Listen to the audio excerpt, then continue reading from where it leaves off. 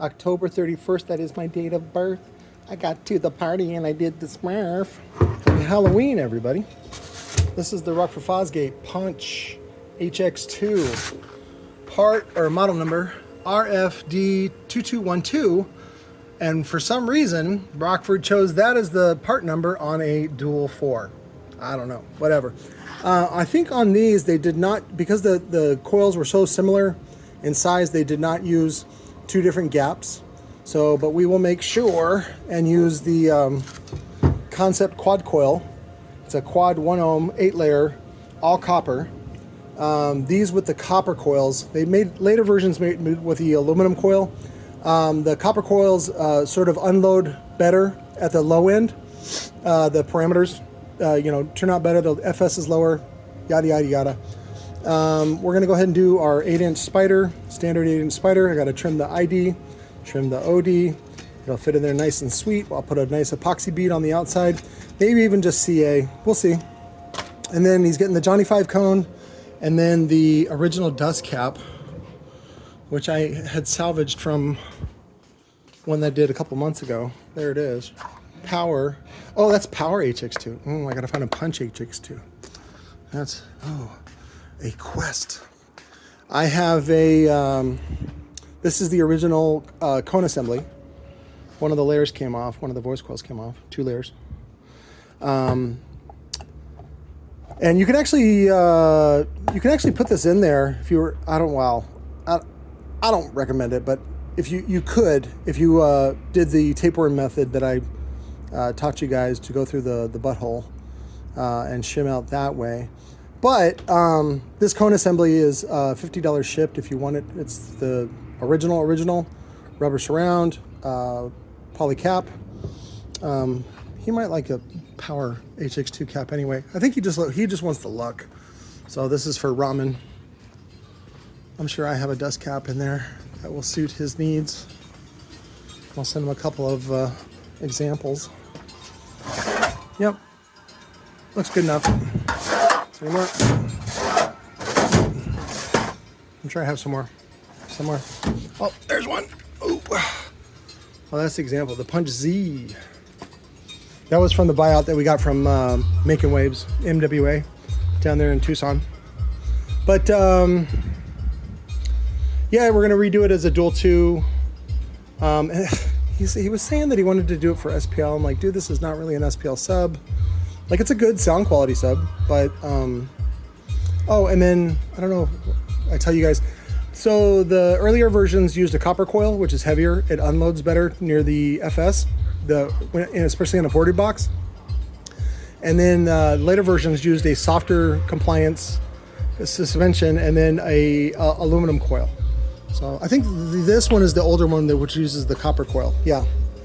So again, Rockford, in their infinite wisdom, decided to shave costs by going with an aluminum coil. There's no benefit there. So, but again, penny pinching. But I did want to show this off because I really like that this design shows how little steel you can get away with in the pole. I wish Jacob Fuller would take notes that this is what a real speaker butthole looks like. Look, you can fit 3 fingers. Look, 4 fingers. This is like me at your mom's parties.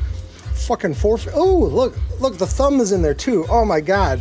That's what a pole can look like when you want to reduce turbulence. So we'll peel that back. I don't know if you were supposed to peel this off or if it was just like from being used so much, it just gets punished. It's just a sticker. You can remove it if you want altogether and blank it out if you want. It's got the nice boot with the emblem on it. But yeah, 1000 watts max power. It actually does right around 850, 900 sometimes on the 15-inch, 3-inch coil. It's very nice. And I'll show you pictures when we're done. So I have the coil tested for polarity. I just used a little 9-volt battery. Found out which was positive and negative. I wired 2 of the coils in series. So now, because it's quad 1 ohm, so now we have dual 2. So this is your positive, this is your negative, this is your other positive, other negative. I went ahead and cut the OD, trimmed the ID, and then we put a couple of dabs of CA, twisted it, got a good spread, accelerated the cure, and then we will pull this out. The shim happened to be one of our business cards. Perfect. Look at that. So, and then these little joints will get tucked in there, and then we'll encapsulate them in some epoxy. And then probably later today or tomorrow, we'll come back, flip it over, and then we took out the old leads. We'll solder to the new leads. The other thing you want to do on these old woofers is make sure there's a dot of CA on the heads, and then you also want to do here on the inside, just so it can't be seen, to make sure. You can also do the terminals too. Sometimes those come undone just from being old and lots of vibration. They weren't the best built speakers. I mean, they were built in America, but that doesn't always mean they're the best. So again, these are just prevention measures that are just common sense. It's time to terminate. These holes are way too small for these leads. These are much bigger.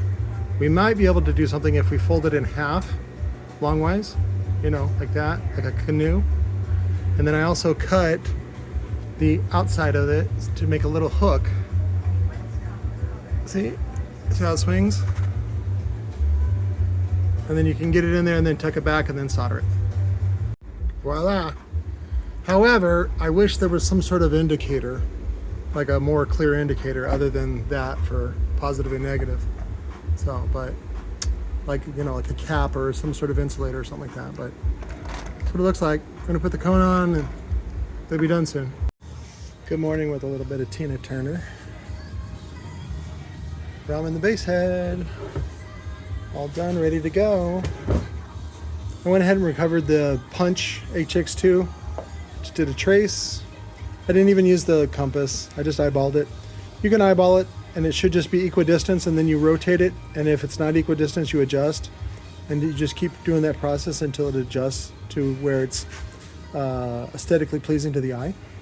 Your eyes will know and can detect even the slightest imperfections. That's why certain celebrities are famous, is because their faces are symmetrical. And so you can detect even the smallest imperfections that you don't even notice. You just feel it instinctively. You're like, oh, that's an ugly person. I should not breed with them.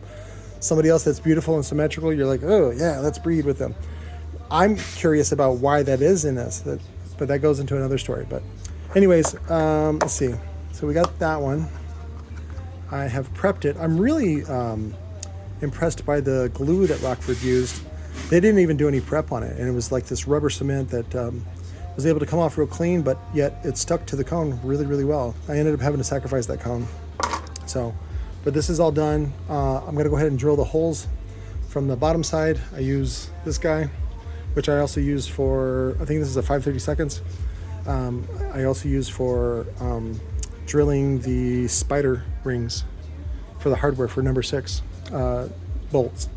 But anyways, I'll drill those up, put the original gasket on it. And speaking of which, I sold 2 of the 15-inch gaskets to somebody. I do have one more 15-inch of the one that has the logo impressed into it. It's $20 shipped. So again, I don't need to hang on to that stuff. That stuff's for you guys. But then we'll go ahead and put the cap on with some E6000. I like to put down a bead here and then do like a smear or a smudge, just so that I know that it makes contact, good contact with this surface. And then you put the two together, put a little, you know, little mass on it. These are the washers from the T.C.O.Z VMP project that, you know, I invested in. You can't just buy 5 washers from McMaster Carr. You're like, I'll buy 100. I think I bought them from Copper State Nut and Bolt, but you got to buy a whole box of these. So I'm like, I just use them for weights now. But that'll go on. That'll go on. And then, like I said, I usually put the logo with the terminals on left and right, because you don't want to put the terminal top and bottom, because if you ever are putting the woofer in and it drops, it'll break that terminal. So you always want to put the terminals left, right. And then also when the holes come through, I'll see where the holes are going to be at, so I can position this the way that it's going to be. So, but let me go ahead and do a little bit of woofer porn and get the TSPs for you real quick. There's the initial sweep. So let me just make sure the porthole isn't blocked. Oh, it's got that big old butthole I showed you earlier. Stay.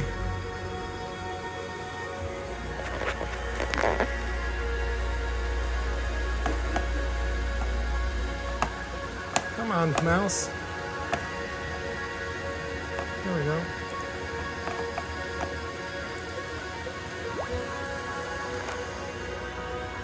There you go. 33 hertz and 1 cubic foot. Thanks for watching, guys. Love you.